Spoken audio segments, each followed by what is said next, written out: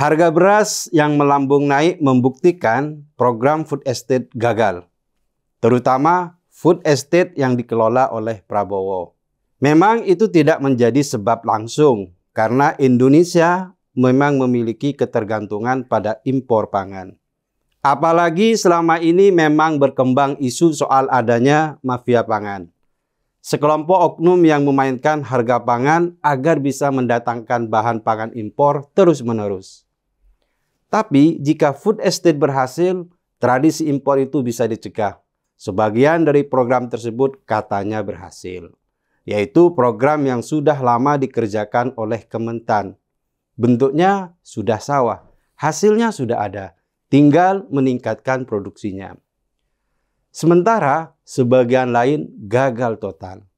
Kegagalan program food estate itu selain membuang uang negara juga menjadi contoh buruk dari pengelolaan lembaga kementerian. Food estate idealnya dijalankan oleh Kementerian Pertanian. Tapi faktanya Menteri Pertahanan juga diberi kewenangan untuk mengelolanya. Akibatnya program food estate tidak berjalan serempak. Ada sebagian yang berhasil, tapi banyak juga yang gagal. Terutama kebun singkong di Kalimantan yang dikelola oleh Prabowo. Narasi kegagalan food estate tidak hanya muncul dari kelompok oposisi, tapi juga dari Ketua Umum PKB, Caimin. PKB sampai saat ini masih ada dalam koalisi pemerintah. Menurutnya, program food estate gagal karena tak mampu membendung tradisi impor bahan pangan. Pernyataan dari partai koalisi ini tentu mengejutkan karena selama ini kegagalan food estate selalu ditutup-tutupi. Bahkan Jokowi sampai turun tangan untuk meredakan isu tersebut. Mudah dipahami, hal ini agar citra Prabowo sebagai capres tidak rusak. Bahkan sempat muncul isu penamparan di istana gara-gara kegagalan food estate itu. Meskipun isu penamparan yang dilakukan Prabowo itu tidak dapat dibuktikan, tapi kebenaran soal gagalnya food estate adalah fakta yang tak bisa terbantahkan. Kegagalan food estate itu mestinya disertai pengakuan jujur dari pemerintah, supaya ada evaluasi jika program itu mau dilanjutkan.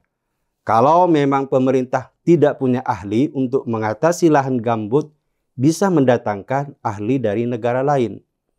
Jangan sampai kelakuan Prabowo membabat habis hutan di Kalimantan itu terulang. Hutan sudah terlanjur gundul, singkong tidak bisa dipanen. Para ahli pertanian di Cina dan Israel telah mengembangkan metode untuk menanami gurun pasir. Keberhasilan mereka bisa ditiru jika ingin mengubah lahan gambut dan gunung berpasir di Kalimantan menjadi lahan yang produktif. Masalah pertanian tak bisa diserahkan pada tentara dan orang-orang dari Kementerian Pertahanan, karena itu memang bukan bidang mereka. Mestinya program food estate itu disayembarakan pada lulusan Institut Pertanian. Pemerintah hanya berfungsi sebagai fasilitator dan eksekutor. Kegagalan food estate itu menjadi dalil paling jelas. Hendaknya sebuah pekerjaan itu diserahkan pada ahlinya. Terbukti ketika sebuah pekerjaan diserahkan pada bukan ahlinya, jadi hancur berantakan. Triliunan uang negara lenyap, sementara tidak satupun singkong berhasil dipanen. Prabowo memang dikenal mengalami banyak peristiwa gagal dalam hidupnya. Food estate menjadi kegagalan tambahan yang akan dikenang seumur hidupnya.